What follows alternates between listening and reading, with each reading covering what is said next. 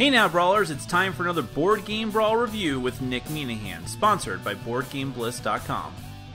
Hey now, today we're going to take a look at Runebound 3rd Edition from Fantasy Flight Games. Runebound has been around for quite some time. I believe this might have been the first game in the Terranoth series of games. That is the sort of kind of semi-generic fantasy universe that Fantasy Flight Games created.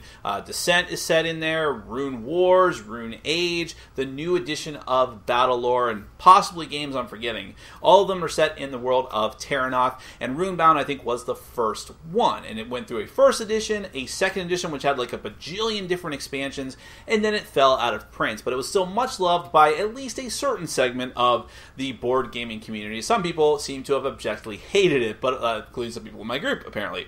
But again, based off of the previous version. So now Fantasy Flight has decided to reinvigorate it and redesign it and bring it out for a 3rd edition. Now, I have not played the previous editions at all. I cannot speak to that. I am not qualified to go over any of the differences about that, although based off of anecdotal evidence, I know that there are some things that are pretty much the same, and some things that are significantly different, including a whole new token system. We'll get to all of that. Now, if you don't know what the game is at all, this is an adventure game. You and the other players are fantasy warriors, some of the typical tropes, like a dwarf and a human fighter, and there's an elven archer, but there's also like a cat girl sort of thing, and a goblin that does some magical powers.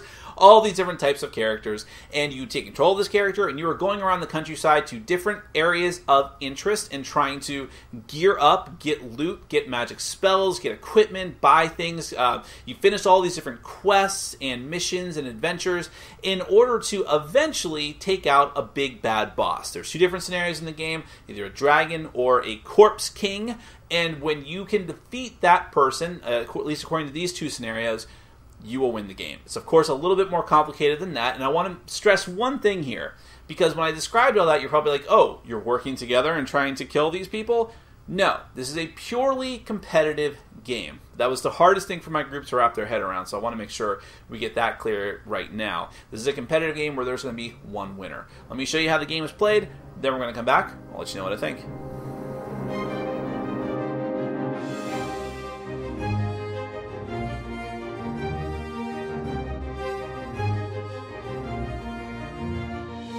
Alright, I'm going to give you a very brief look at Runebound 3rd Edition. This is a competitive game for 2 to 4 players. The goal of the game is actually going to change depending on which scenario you're playing as. However, in this base game, for both scenarios, the goal is going to be killing the final boss.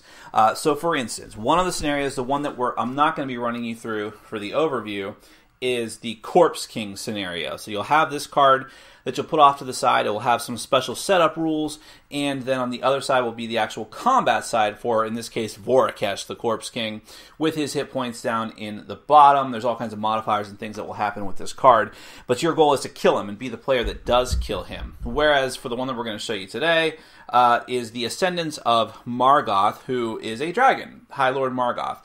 So you need to kill him. He has 15 hit points, and again, there's all kinds of different special stuff that is going to be going on during the game, but your ultimate goal is just to take that person out. So every player is going to get a character card signifying the type of character that you are and what your different stats are. You have a lot of different things going on. First off, on this side, you'll have a little bit of a story blurb, and you'll also have special setup. So, for instance, Liz is going to start off with a combat trophy. We'll get to all of that. It will tell you which tokens they have. Every character has their own set of tokens, which are going to be used for resolving combat.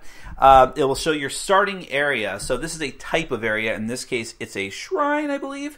So I haven't memorized these quite yet, but yeah, that's a shrine. So that means that she can start off on any shrine on the board as her starting position, whereas someone else might have a fort or a stronghold. This is their starting gold. This is how many cards they start off with, and that also is their maximum hand size at the beginning of the game. These are the skill cards that I'll explain in more depth in a little bit. The top is how many dice they get to roll for movement, which are these terrain dice, which you do have to put stickers on. They're blank dice at the couple of sheets of stickers you have to place on. And then their maximum hit points as they take damage. They may potentially get not killed. You can't really be killed in this game, but you can be temporarily incapacitated if you lose all of your hit points, and then you have to heal back up. Every character also has a couple of different special abilities. Lissa's here, the cat girl, is after you are defeated, you may exert to heal all damage, her 9 lives ability. And how stereotypical for cats. Not all cats apply to that, really old... No, I'm just messing around. We have... Stalk Prey. Now, Stalk Prey, this is a common trope of the Terranoth games. Anytime you see a lightning bolt, that is, in this game, it's called exerting, not surging. But you explore to deal 1 combat damage, which is what the little axe is, for each terrain symbol you roll that matches your luck. Now, in the bottom here are attributes. I always forget what the other one's called, but I'm going to call it perception. So you have strength, perception, and spirit. These serve 2 different purposes. One is that during the course of the game, you may have to resolve tests. When you resolve tests, you have to go to the skill deck of cards. Let's just say this represents my deck for this example. And you have to flip over cards equal to whatever the attribute you're testing is. So if it says test your strength, in this case, I would flip over 2 cards and hopefully, from the top of the deck, and hopefully get this little tiny star symbol here. And if I get that, that counts as a success. Some tests are going to require you to get more successes. The other thing that this is used for is determining how many of those skill cards I was just flipping over, their dual usage, how many of those I actually get to have in my possession learned for a certain skill. So in this one, I can have 2 cards that have this red strength symbol in the bottom. I can learn 2 of those during the course of the game. And if I want to learn more, I'm going to have to raise my strength, or I'm going to have to discard one of the ones that I've already made. But we'll get to all that in more detail. Let me show you the rest of the setup. Now out here on the board you have adventure tokens. These will be set up in certain spots wherever it is indicated in the actual artwork of the board. You're going to put those out in the beginning. Here are the miniatures for the different characters, just a few of them here. There's actually 6 characters in the game. Where is Nissa? There she is. Lissa, I mean. So there's hers, and then find the character. There's Vorgoth, one of them, and then down here, so you can see they all start in different positions because they all will start off in either towns or shrines or wherever of their choice, but sometimes it might be a good idea to spread out. And actually, just to show you a few more of those characters, just so you don't think I'm joshing you about the amount that you get of them, here's Laurel of Bloodwood, Corbin, Elder Mock, who's like a goblin, I guess, Master Thorn, and Lord Hawthorne. They all have different stats. They all have different focuses. Now, off here to the side of the board is the time track. That starts off with that token flipped over to 1, and every time a full round is complete, starting from whoever you decide is the first player, you're going to move the marker down. Now, on each of those tracks, there's different symbols. So, for instance, this symbol looks like a star. It actually corresponds to that deck by chance, is a story symbol. That means every time you get to that part, you have to draw one of those story cards. And those story cards are specific to the scenario boss you choose to play for. This symbol here, the 3 crystals together, these actually represent the different adventure tokens. When the tracker gets to one of these, that means all of the adventure tokens flip back over to their unused side. And as you can see, it hits different points as you go down. When you get down to the bottom of the track, which means you'd have to start back up at the top again, you are going to, hold on a second, flip this token over to its 2 side, and now you're in Act 2. And when it gets down to the end of Act 2, well, chances are that's going to be bad for you. If you're fighting Vorakesh, that means that the game is over and you've lost. If you're fighting Margoth, it's a little bit different. Let's talk about Margoth in detail, forget about Vorakesh. So, the scenario card. It tells you some different things to do. First off, it tells you what these tokens represent. These tokens are lore in this scenario. In the scenario of Vorakesh, they actually represent companions. But for now, they're lore. Different adventures are going to give you lore tokens, and they're very important to get during the course of the game because each one of them enables you to lower the hit points of Margoth by 1 down to a minimum of 8. So different adventures that you mix into the different decks are going to give you these story tokens. Now, when you get to the end of Act 1, unfortunately, then you're going to spawn, I'm getting the 2 names confused, Margoth's token. You're going to spawn him down here in the city of, or the fort of Skydown. These little symbols here indicate what particular type of area you're in. And then, at the end of, and he stays there. Enemies get stronger during this phase, but then he stays there. At the end of Act 2, whenever the time tracker would move up, then he's going to randomly, by rolling the terrain dice, whenever the time tracker would normally go up, he's going to start moving towards Tamalier, this city here. And if he gets there, all the players lose. So before that happens, one player needs to kill the dragon and win on his own. The other players just say, yay, I guess we didn't group lose. And yes, one other thing to note is that there's actually special cards for each of the two bosses that you keep separate, and then when you play as that boss or play that scenario, you'll mix them into these decks. So there's a lot of unique cards mixed into the deck depending on which scenario you choose to play as. Now over here to the side, there's a marketplace. There's actually a city written on the board. There's 4 different major cities in the game. Those are the cities like Tamalier that have like actual artwork hexes. Each of these is going to have 3 random items put out from, they're called assets, from the asset deck at the start of the game. Whenever you go to one of these markets, you're going to put out another one and you'll have 4 to choose from. But for right now, you'll have 3 random ones out there and you get to see what's there and whether you want to go and try to make a play to buy them. And at this point, I think rather than just continue to go over details and basically explain the game anyways, it's best to just explain what you can do during the course of the game, what your actions are. First and foremost, you have movement. Let's go ahead and start with the character I have in front of me anyways, which is Lissa. So Lissa wants to move. She wants to go down to this green quest token, adventure token. That's how she wants to get there. So you get 3 actions on your turn, and there's multiple different things you can do with those actions. The first type is move, and when you want to move, you're going to look at whatever your movement is. Now hers is 3, and you're going to roll the terrain dice. The terrain dice have pictured on them different types of terrain. You have either plains, forests, you have hills. These are half and half, which means you can use them as either. There's also mountains, but that's the hardest one to get, and water, which is also difficult to get. Or the compass crosshairs thing here is a wild, which can be spent as any. So now, I should say, if you just want to guarantee a move no matter what, you can just spend your entire movement action to move 1 hex no matter what the type of terrain is. This is if you want to move more than that potentially. So now what I would say, let's do another roll. Let's say that this was my roll. That's actually not very good for what I'm trying to do.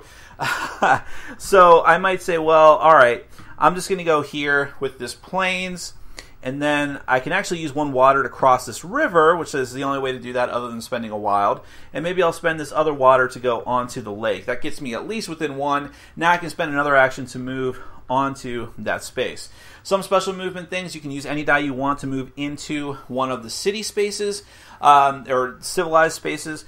And then for the roads, if you start off on a road, you can move automatically no matter which die you spend. It's just like very fast movement. You still have to spend the action though. Now, if I did decide to go to the city anyways, let's just back up for a second and explain the simple actions first.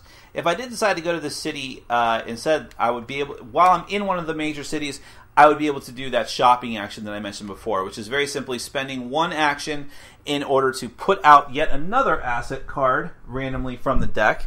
And therefore I have 4 to choose from. I either buy one of those items or I mill one of them out. I discard one so that the end result is that one way or the other, there's only going to be 3 cards left in the marketplace at the end of my action. And I know it's weird, but rather than just stacking them up, I'm just going to show you and try to look at them sideways. But up in the top corner will be how many gold coins you have to spend. There are different types of items that take different spots. So normally you can only have 1 weapon, which are the red backed cards. This is the family heirloom weapon. You can only have 1 movement item like the winged boots, although you could instead choose to get the steed, which is just different. It gives you 2 movement dice instead of 1. See how that's what that means? That gives you 2 extra movement dice. There is armor like this, which will give you different stats. Notice this one gives you +2 health and increases your spirit by 1. This is called mana armor. And you also have equipment, which just gives you random things, might boost your stats, like the Scrying Orb. The Scrying Orb also lets you look at the top 2 cards of an adventure deck before you choose one. There's also goods, whose only purpose is to resell and get more money. So they cost 0, but you have to be in a certain area, spend an action, you'll get more gold coins. So you can sort of get a marketing thing going on, selling goods back and forth at different areas. Now, some of the cards, mainly weapons and armor, are going to let you take tokens. So tokens are how you're going to resolve combat in this game, and I think I already mentioned that every player gets their own set of 3 of them, but by gaining more armor and equipment and weapons, you're able to gain new ones. They're number coded, so when you gain a new weapon, look up the number, grab the token from the stack, and add it to your stack. So long as you possess that item, you are going to have access to those tokens, and you'll roll them all when the time comes. Another action you can do is resting. Now, resting is going to have a different scope and effect depending on where you rest. If you rest in a city, you spend an action, get all your hit points back. Very, very simple. However, if you are out in the wilderness, which is any area that's not a city, you are going to have to roll the terrain dice and hope that whatever symbols you roll match up to the current terrain that you're in, and for everyone that does, you get to regain a hit point, which means you might need to rest more than once to get all of them back.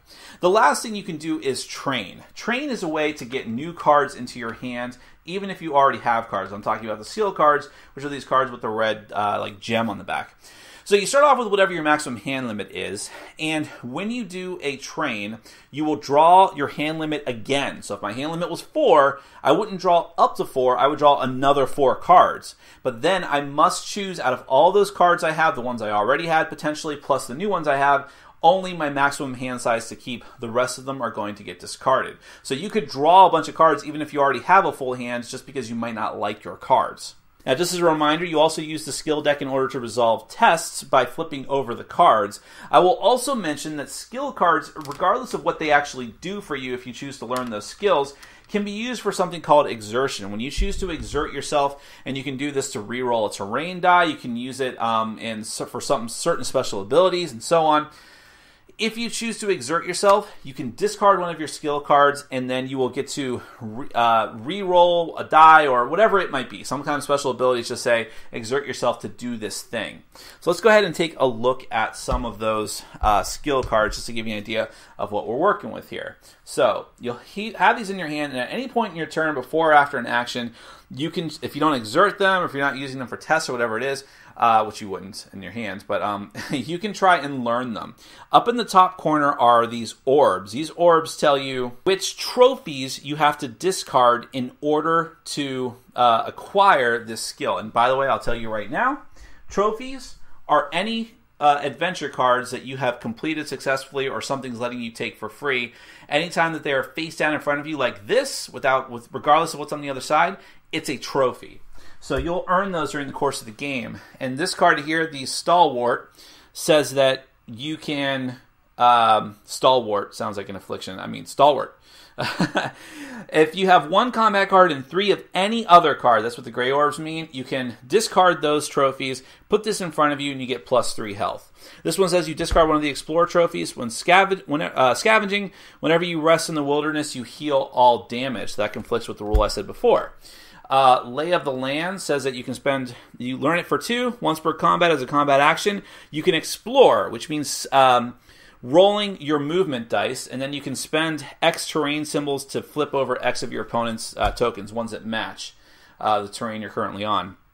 Possess is 4 of any trophy, and once per turn you can exert yourself by discarding a skill card in order to follow the quest directions, even if you are not in a required space. We'll get to what those actually are in a minute. And then Ascendance, one of the best cards in the game. It requires 3 particular trophies and 2 generic ones.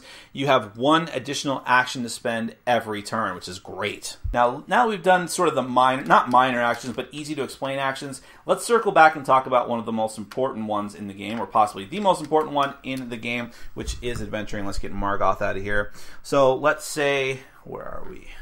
Let's say that we have Lissa here, and she is getting ready to explore this. You have to be on the same hex, and this action costs you 2 actions. So it is possible, if you're not starting off in a hex with an adventure token, that it takes your full round just to do an adventure, because you have to move into the space and then spend 2 more actions just to flip the token over. So you'll flip this token over, showing that it's been expended. It won't come back until you get to that point on the time track where all the tokens are refreshed, and then you're going to draw the top card off of the applicable deck. In this case, it was the social deck, and you just do what it says and try to resolve that action. Now, each of these decks potentially has 3 different cards, and all 3 of the cards are present in each deck, but some are more common in certain decks than others. So, for instance, there are combat cards, there are event cards, combat cards being enemy cards, there are event cards, and there are quest cards. The deck with the swords on it, you guessed it, has more quest cards. No. It has more enemy cards. And the purple deck has more social cards than the other deck does, meaning the event cards. Whereas the Explorer deck has more of the quest cards, although you will find the other types of cards in each of those decks. It's just not as common. So you kind of have some control over what you're trying to do depending on what your skills and capabilities are if you're good at one of those particular types of adventures. Let's go ahead and start with the purple cards. These are the in particular, event cards. So events are always either or options. You draw the card, read the story blurb, and decide what to do. This one is you run into a dirty beggar. You can either test your perception or spend a gold as a donation, and then you get to just take this card as a trophy. You flip it over, put it in front of you, you have a trophy.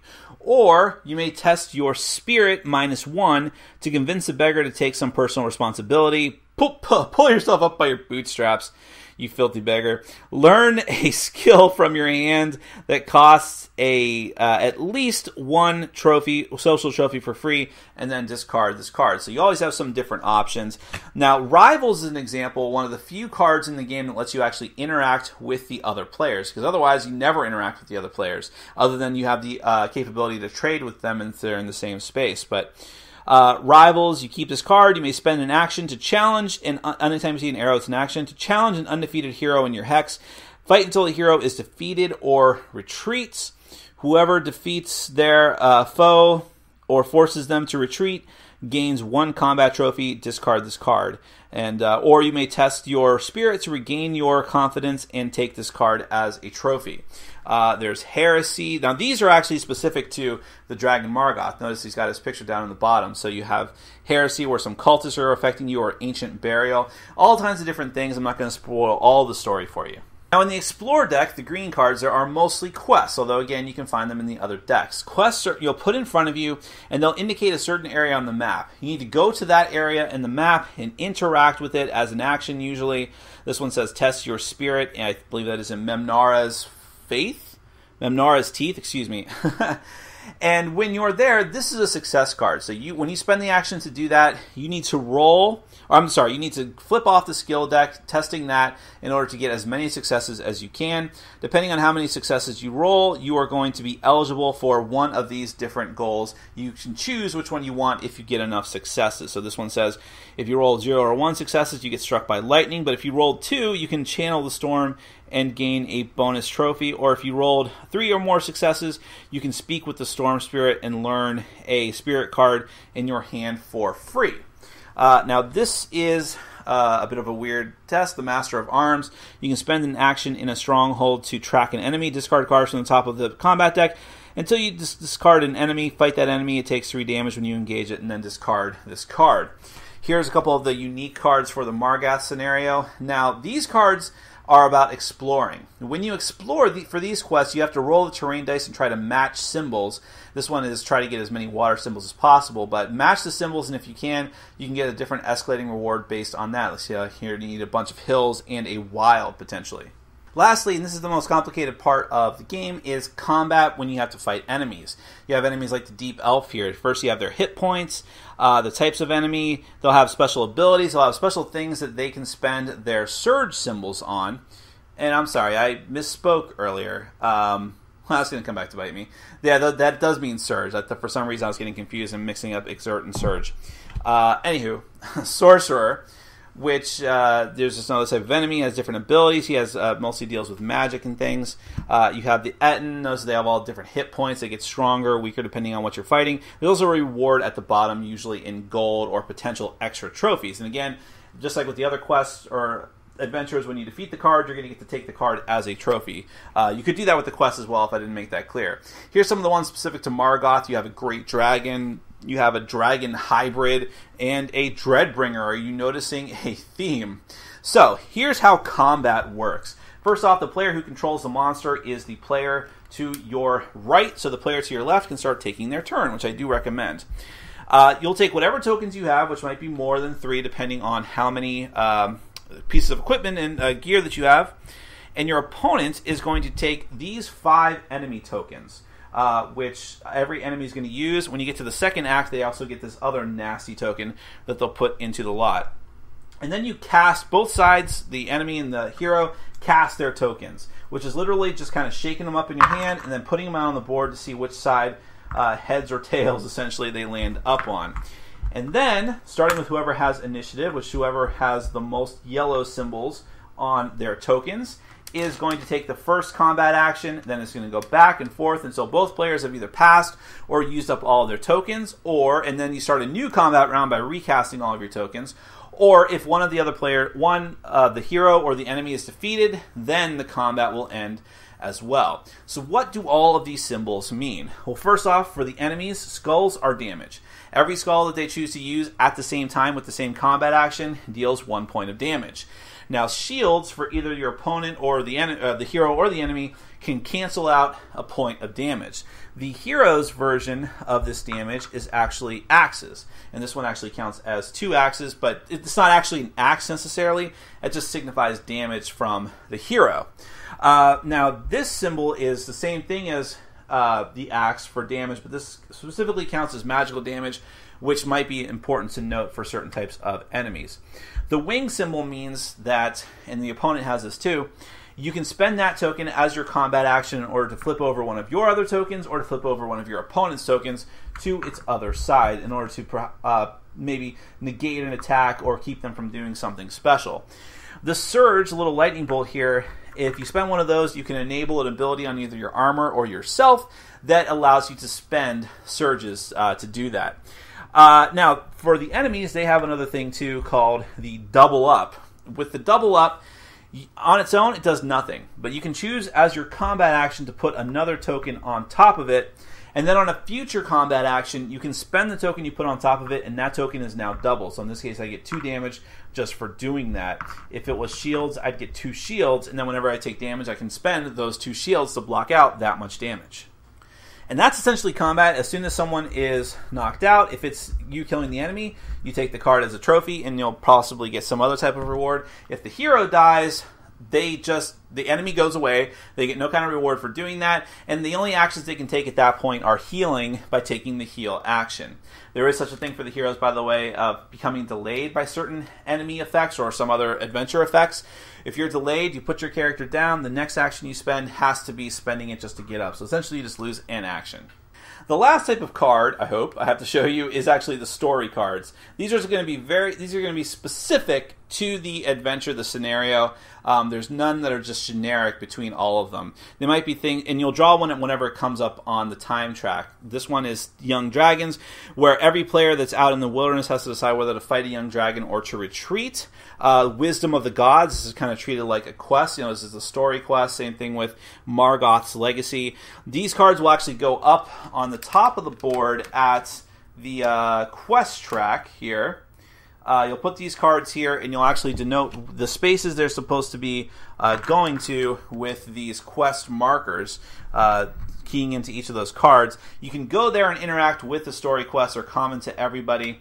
And what you're trying to get are those lore tokens I mentioned before. Most of these cards are going to give you those lore tokens potentially if you do well, and they're going to make Margoth weaker at the end. And that's kind of it. I mean, you and the other heroes are going to be running around the map, trying to get these quests, trying to get gold to go to market to buy cool stuff, trying to do the story quest to get the lore tokens or the companion tokens for Varkesh, the other guy, and try to weaken that final boss in order for you to take him out.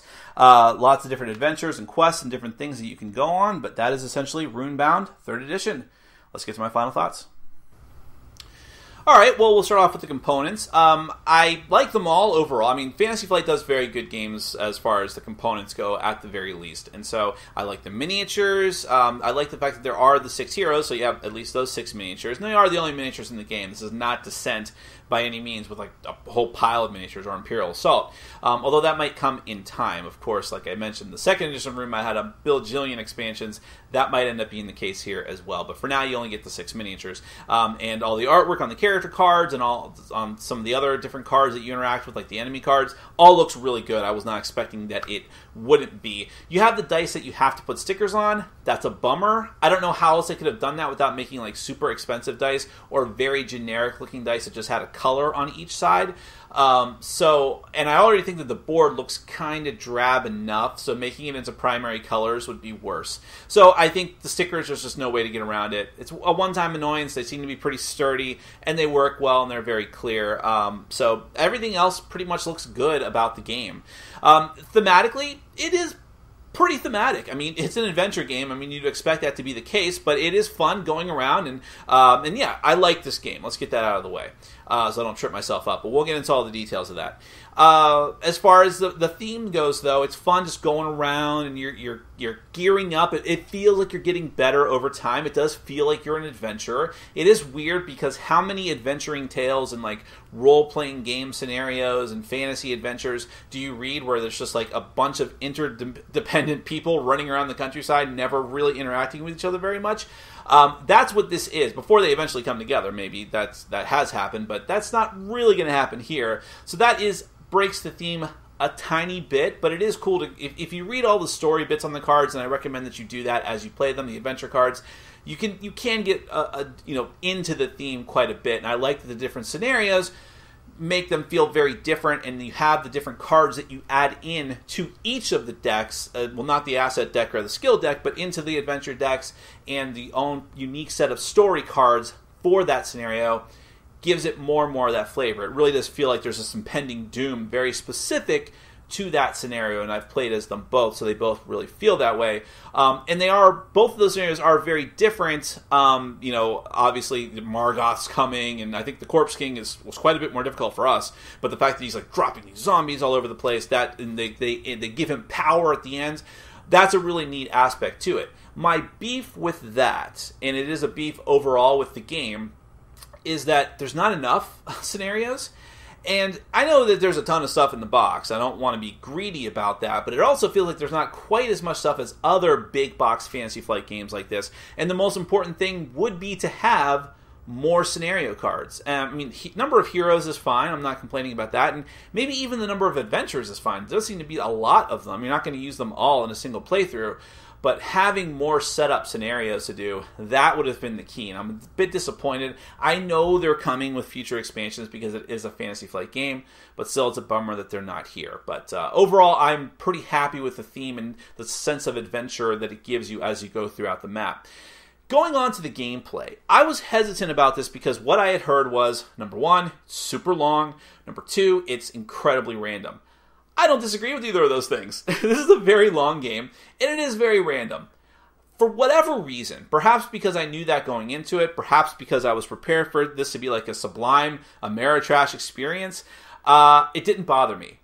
I think it also comes down to the fact that because everyone's underneath the same circumstances, and because there are quite a few ways to mitigate those circumstances, again, you get better over time. I just was not bothered by those aspects as much.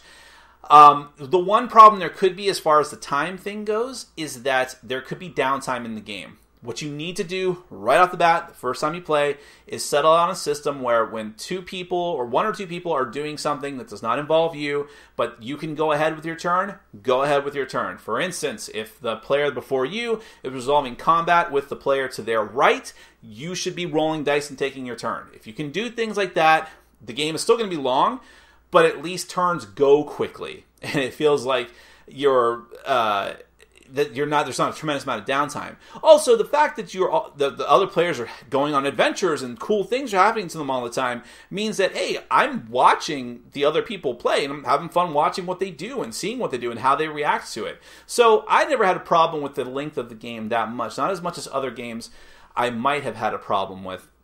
A couple of the other major things that I think were sticking points for this version of the game, or the one major thing that was a sticking point. And again, I haven't played the other editions, but based off of what I've heard of people who did and enjoyed it, they were freaking out about the token system in this game, which is you cast the tokens down. You just literally shake them up and throw them on the table. And when I first heard about it, when I first experienced it, I'm like, this is super weird because it doesn't feel right? You're rolling dice normally. Now you're just rolling, double-sided tokens. And it's almost like when you're shaking up the meeples to decide who goes first. And I'm like, this doesn't feel like it's going to work very well. But it does. I actually like the token system. It works pretty well. The whole aspect, it makes combat fast and fun. and visceral too, because it's like, well, do that, flip your token, now you don't deal as much damage to me. Well, yeah, I want to make you flip yours, so now you lost that shield, and now I can deal more damage to you, and now, well, I'm going to flip this, and I get a surge, and with my surge, I'm going to activate this, and it's fast. Combat rounds go by very, very quickly. Something I couldn't say about one of Fantasy Flight's other big box games, Forbidden Stars, which felt like combats lasted a long time. But in this one, combat is just very fast and visceral, and I enjoyed it. It really was fun to me. That whole thing of, like, especially like when you get different pieces of gear and they give you different tokens to throw in, which means you can kind of custom make your character a little bit and decide what tokens you want when you look at the marketplace, assuming you can afford them. I enjoyed that too. So again, this whole thing of getting yourself stronger, making your hand of, it's almost a little bit of deck building. You're making your stash of tokens better as time goes on. Even the terrain dice, I thought I would be annoyed by because of how random it is, but there's so many things you can do about that. You can get items that give you more movement. One of the characters can re-roll the dice for their terrain. And, I mean, it's easy to get into cities. You say, I'm just going to travel by road. Road is very easy to go down. Essentially, you can auto-move, well, depending on what your movement is, if you want to stick on the road, if you start there. So, I never felt too crippled by the randomness of the terrain dice either. Going for the different adventure decks is very fun. I like that each of them has their focus. So, if you are not a very balanced character, if you're really good at one particular type of thing, go and do that thing and hope that you don't encounter one of the other things, like an event or a quest. Like, quests can be very good, but they're also very time consuming. Maybe you don't want to go that route. So it also feels like you can do different things in the game in order to be successful, to get more resources, to get more gear, to get stronger, which is the ultimate goal. And that's, speaking of that, the whole idea of having not only the unique cards for each of the two scenario bosses that get mixed into the adventure decks, you also have the storytelling deck, not storytelling deck, but the story event deck that gives a distinct feel to the game and also has the whole aspect of the lore tokens. And I do like that. I like that thematically, let's say that you draw a card for the Corpse King, which is companions. That's what his version of the lore tokens are. So you find these people, they're going to help you take out the Corpse King. That's the worst possible thing that can happen, because now the Corpse King loses power and loses a potential zombie minion for his army. Whereas in Margot's, it's like you're finding knowledge. You're getting blessings from the gods. All of these different things are going to help you fight this giant dragon thing, lizard thing. And I really like that. It just feels thematic. It feels cool. It feels like there's, again, different options of what you can do. How much do you want to work for those lore tokens, which lower their hit points? And how much would you rather just say, you know what, I'm just going to try to be the biggest, buffest fighter I could possibly be. Screw those tokens, and he can't take me out. Ultimately, you're fighting that boss on your own, so it's very intimidating to think about it as you go through the course of the game. I would say, so let's run through what's bad about the game, because the game is not perfect. And I would say that this is one of the games that, even though I did enjoy it greatly, I can easily see why people would not enjoy it. Again, because of the randomness of it. Because it is a very long game. It's a 3 to 4 hour game, depending on number of players, depending on how many times you've played the game. It's just going to be that way, how long people take on their turns. Also, and again, I mentioned too, there's not enough scenarios in the game. I would have appreciated having scenarios that just make not just the bosses different. How about a cooperative scenario? That would have been a great, unless I missed it. I went through all the 2 rule books that come with the game, and there wasn't anything like that. And how about different scenarios where you have just different goals of how you can go about getting the boss, or different win conditions, not just kill the boss? I mean, that's what I probably would have wanted the most, and I think that's the sticking point for a lot of people. Because it is weird. This is essentially a solitaire game in some ways. There are some cards that have you influence the other players, but for the most part, you're just running around your own, completely independent of the other players, other than, I'm going to take those lore tokens before you do. That kind of thing. You can literally just move through each other's spaces or right next to each other's spaces and never interact at all. There is a whole system of, hey, if we're in the same space, let's trade items. There's no incentive to do that most of the time. You can sell your items for full market value, so why bother? Why am I going to give you this awesome item just for an item that maybe that's awesome, but if you want to trade with me, that means this is going to help you more. I'd rather go sell this and hope that I get a good piece of gear in the market, which is another cool system of the game. So I don't think that there's a lot of benefit to interacting with each other, and if in that way, and if you don't have that, there's very little interaction other than some quests that have you go and challenge someone. I like the skill card aspect of the game too, but that is another level of randomness. But I like that they're used for different things. It is a bit weird that you have to flip over the cards for the successes, but yeah. Okay, you don't want to add more components to the game to have to deal with another system. But overall, I think that if people are not going to like it, it's going to be because of its Ameritrashy elements, and because it does feel slightly incomplete. It feels like, oh, this game's going to be amazing 1 or 2 expansions down the road. For now, though, I like it quite a bit, and more than I thought I would, enough that I want to hold on to it to see what's going to happen with those future expansions. I want a co-op expansion. I want more bosses. I want more variety of adventures. Might as well, because if I play this enough times, I'm going to be yearning for those. It's an easily expandable game, and the system that it's based on, at least with this edition, I can't speak to the old ones, is solid and enjoyable, and that's a great foundation to start from. So I'm in. I really dug it, and I was surprised by how much I enjoyed it. If you go into it with the right expectations, if you're an Ameritrash lover, I think you'll also have a good time as well. If you're a heavy strategic Euro gamer, maybe not, is all I can say. But that's Runebound 3rd Edition from Fantasy Flight Games. I like it a bit. Quite a bit. A lot. Thanks for watching. Follow us on Facebook, Twitter, and Patreon. And make sure to check out our sponsor, Board Game Bliss, where you can find an amazing selection of games from around the world. BoardGameBliss.com. Thanks for your support.